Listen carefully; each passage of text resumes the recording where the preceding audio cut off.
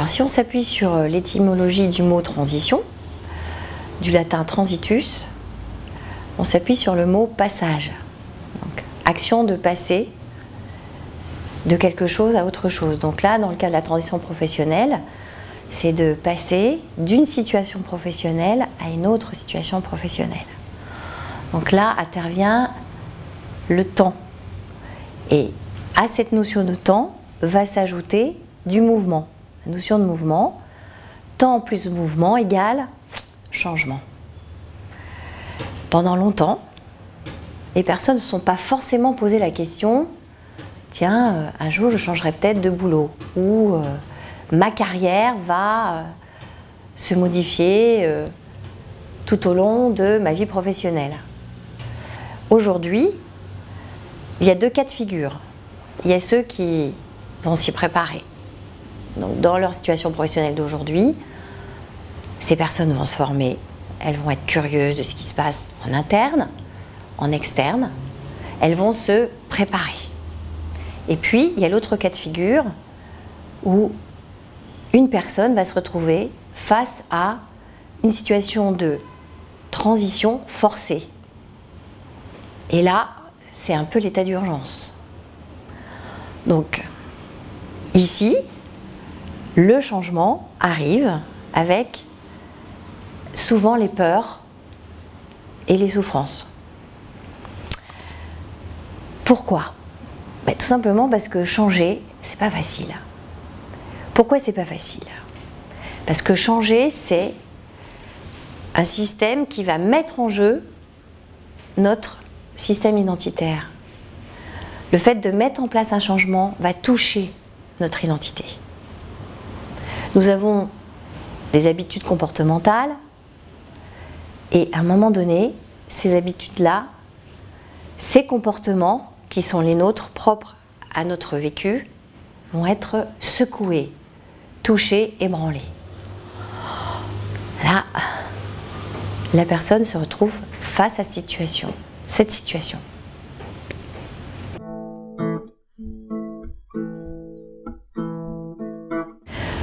Ok, donc les gens face à cette situation, que peuvent-ils en faire? La première étape indispensable, c'est le constat. C'est donc constater que je suis dans cette situation de transition professionnelle, que je suis dans ce changement.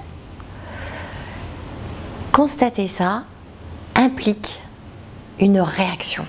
Nous constatons chaque fois la personne face à ce constat, à cette prise de conscience, peut être en réaction. On connaît bien nos réactions naturelles, la fuite, la lutte ou le repli.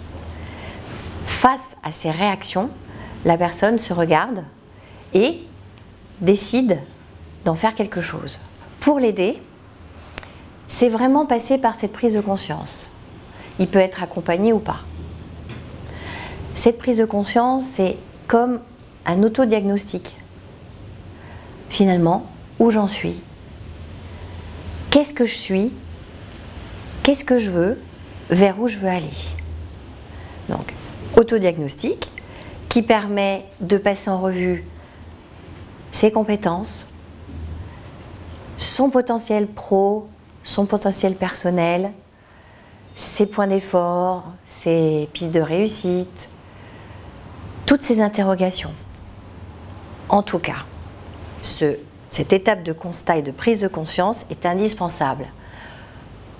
En même temps, ça veut dire déprogrammer pour reprogrammer. Passer par une déconstruction pour aller vers une reconstruction. Ce sont des moments fragiles et qui permettent aussi de constater que la personne est capable de faire autrement. Oui, faire autrement. C'est je suis sur mon vélo, est-ce que je décide de pédaler toujours aussi vite? Est-ce que je décide de lâcher les mains du guidon? Est-ce que je décide de changer de braquet? Qu'est-ce qui va m'animer maintenant? Quel driver je vais mettre en place? C'est une opportunité. L'accompagnement est possible et puis complété par des outils comme les bilans de compétences, la validation des acquis et de l'expérience, du coaching. En tout cas, ça passe par imaginer une petite caméra à l'intérieur de vous et qui va filmer les effets de cette transition professionnelle. Coucou, tiens, bonjour chez moi, qu'est-ce qui s'y passe ?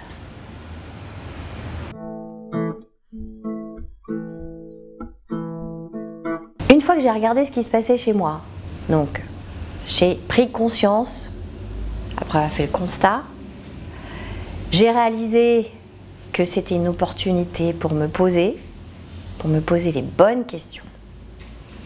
Et pour cela, j'ai avec moi une boîte à outils que l'on propose à toute personne en transition professionnelle, qui va lui permettre de transformer, d'améliorer, de prendre de l'ampleur sur son travail personnel intérieur. Donc tout ce questionnement va prendre une amplitude grâce à des techniques d'accompagnement très performantes qu'on connaît aujourd'hui et qui sont pratiquées depuis une trentaine d'années. Grâce à ces techniques d'accompagnement, la personne va pouvoir travailler sur différentes thématiques. Donc je descends de mon vélo et qu'est-ce que je fais ? Eh bien je vais travailler sur, par exemple, mes perceptions, mes croyances, mes valeurs. Pourquoi ? Pour justement m'aider, m'accompagner pour trouver les nouveaux objectifs, les nouvelles opportunités, tout en regardant toujours mes compétences, mon potentiel dans tous les domaines de ma personnalité.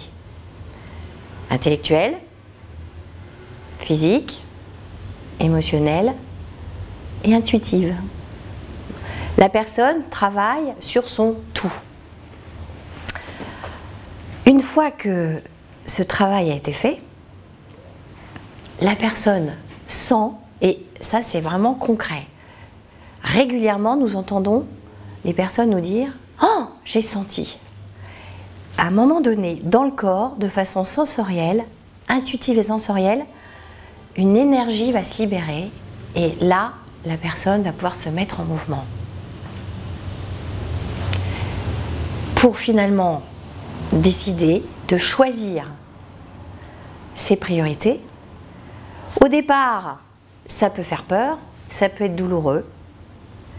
Et puis, en travaillant, en s'accompagnant, constater que ça révèle, j'aime bien parler de dynamo, c'est-à-dire que tout d'un coup, la personne se révèle dans la liberté de choisir, alors qu'elle pouvait être assommée ou repliée, tétanisée, dans une période délicate qui peut être douloureuse aussi. Et en même temps, qui peut être pleine d'énergie, de joie, d'excitation, de stimulation. C'est comme passer de l'angoisse à l'audace.